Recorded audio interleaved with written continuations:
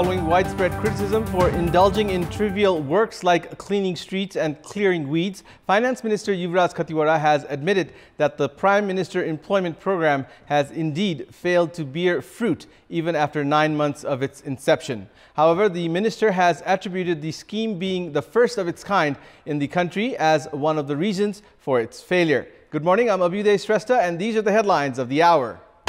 Leaders of ruling Nepal Communist Party tend to stay in power by delaying the General Convention. No preparation or discussion held in this respect. Examinations Controller Office preparing to announce the results of the secondary education examination today. Results to be unveiled under 9 different grades.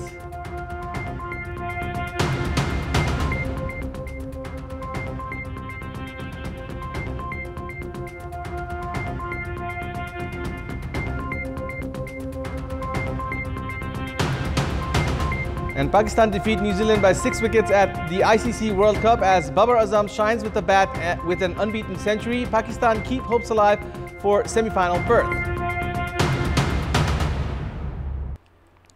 During the time of party unification, the ruling Nepal Communist Party had announced of organizing a general convention within 2 years' time. However, the party has not started its legworks for the general convention so far in 13 months since unification.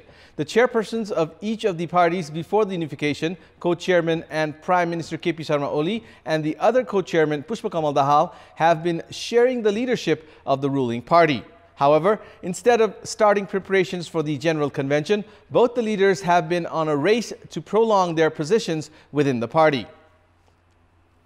Both Oli and Dahal were chairmen of their respective CPN-UML and CPN-Maoist parties before the unification on May last year.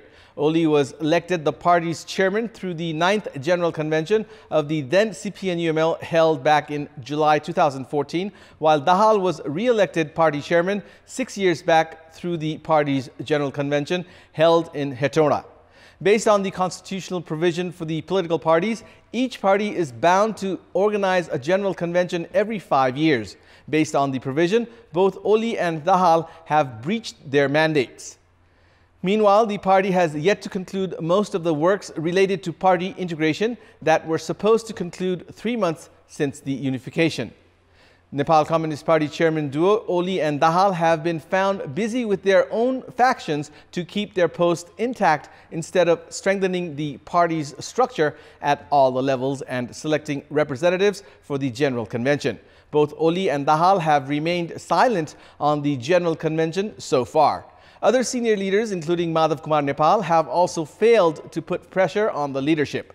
Experts have opined the current scenario suggests the leaders are trying to continue with the rotational system of leadership instead of following the party's statute by holding elections. Finance Minister Yuvraj Khattiwada has admitted that the Prime Minister Employment Program failed to bear fruit even after 9 months of its inception, for the scheme being the first of its kind in the country. Finance Minister Khattiwada made the remark while responding to lawmakers' questions on the appropriation bill presented at the National Assembly yesterday. Minister Khattiwada said that the employment program has now been initiated in coordination with the local levels and that it would be moved forward effectively from the upcoming fiscal year. Minister Khattiwada said that at least 100 days of employment would be generated for the ones enlisted in the scheme. He added that the government would provide compensation if the enlisted individuals still do not find any job. At the meeting, the lawmakers remarked that the Prime Minister Employment Program had failed to be effective as had been anticipated. Likewise, the lawmakers also drew the government's attention on the ongoing confusion over the jurisdiction of the development projects bestowed to different levels of government. The Office of the Controller of Examinations, Sanotimi, is preparing to announce the results of the Secondary Education Examination, or SEE 2019, later this afternoon. The office has said that the results can be assessed through various websites, SMS service, and IVR system. The results are to be published in 9 different grades. Around 485,000 Students from across the country participated in the examinations. Going by the usual trend, a majority of students are unable to score high grades, especially in the subjects like English, mathematics, and science, due to which the students clearing the tests are worried about getting chance to be enrolled for higher education of their choice. Education experts, however, are of the view that even the low-scoring students need not worry about their future career prospects due to availability of alternative skill enhancement programs for one's professional development. Welcome back. The construction of the public infrastructures such as roads and buildings have long been mired in carelessness and lack of necessary regulation. One of the reasons has also been attributed to the lack of adequate budget. Although it has been estimated that more than 15 billion rupees of the annual budget is required for the construction of bridges, the government has allocated a mere 4 billion rupees in this regard for the upcoming fiscal year. There are currently 1,505 bridges under construction among different local and strategic projects across the country. The budget for the local bridges has been estimated to be 35 billion rupees, while that of the strategic ones 4 billion rupees. However, a majority of the local bridges are at the risk of getting dilapidated due to the lack of adequate annual budget. According to the Department of Bridges, 20 bridges are at the brink of damage due to technical difficulties and 150 bridges due to contractors' carelessness. The Ministry of Infrastructure Development, however, has assured to allocate adequate budget to expedite the works of construction and renovation. Welcome back. In our Public Voice segment, we had asked the service seekers returning from Kummayak Rural Municipality of the Eastern Hilly District of Panchthar how effective and have the services of the local government been? Let's take a look at what they had to say. Public Voice. वर्षभन्दा हामीले यसपल्ट यो कुम्बाय गाउँपालिकामा धेरै कामहरू चाहिँ राम्रा भएका छन्। पूर्वाधार विकास अन्तर्गत बजार व्यवस्थापन भएको छ, त्यो राम्रै कुरा हो। यसमा अझै थप प्रयास गर्नुपर्ने देखिन्छ। एउटा राजनीतिक पार्टीबाट जितेका प्रतिनिधि हुनाले आफ्नो पार्टी प्रतिनिधि र पार्टी पंक्तिलाई मात्रै अगाडि बढाउने काम भइरहेको छ। जनप्रतिनिधि आइसकिकन जे काम भइराखेको छ जनताहरु सन्तुष्ट छैन। राजनीतिक दललाई सबैलाई समेटेर लगेर जाँदाखेरि यो ठाउँको विकास चाहिँ राम्रो हुन्छ। अब एकलौटी हिसाबले भयो भने हुँदैन।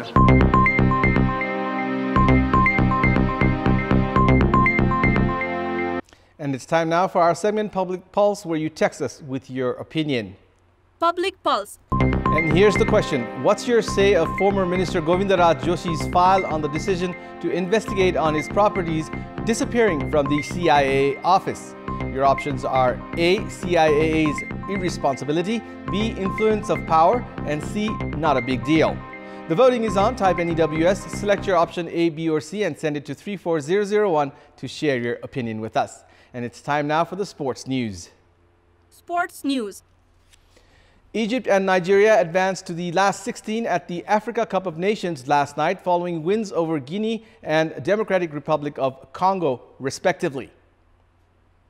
Nigeria were the first to progress after a Kenneth Omeruo's header edged them past a stubbornly unimaginative Guinea in Alexandria. Gernot Rohr's side boast maximum points after 2-0 victories. In another match played yesterday, Egypt rode their luck to blank Democratic Republic of Congo 2-0. Ahmed El Mohammadi scored in the 25th minute to give Egypt a 1-0 lead, while Mohamed Salah doubled Egypt's lead by scoring in the 43rd minute. And it's time now for the special segment, Glorious History.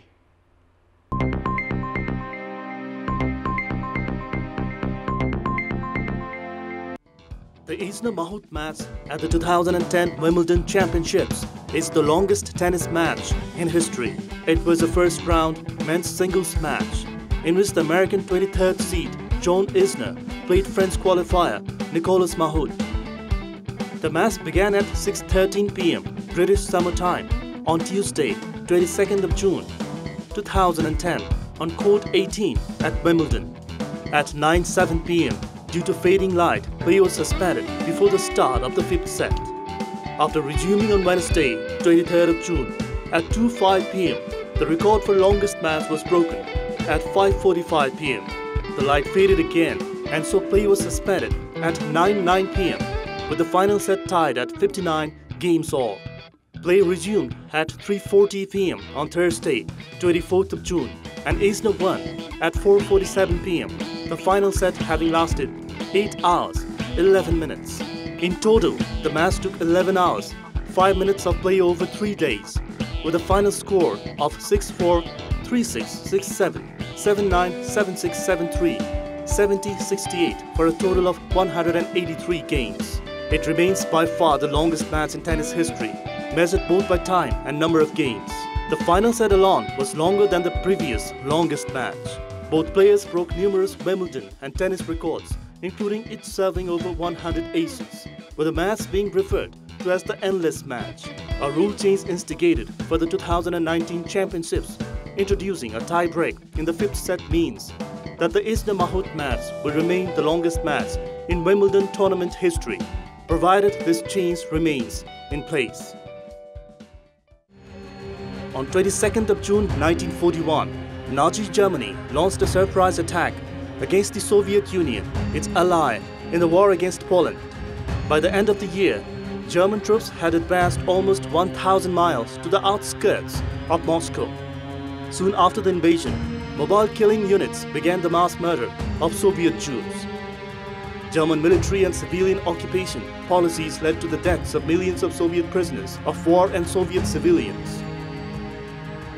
On 24th of June 1374, the German city of Aachen experienced a sudden outbreak of St. John's dance, a bizarre condition where masses of people experience hallucinations, jump and twist or dance until they fell from exhaustion, and this fiasco was not the only time or place.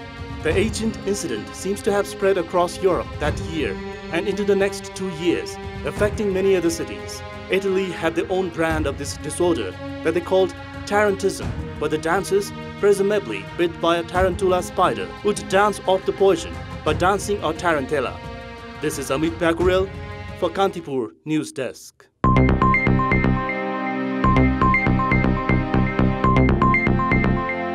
And that's all for the moment. Keep watching Kantipur Television HD for more news and entertainment. Thank you for watching.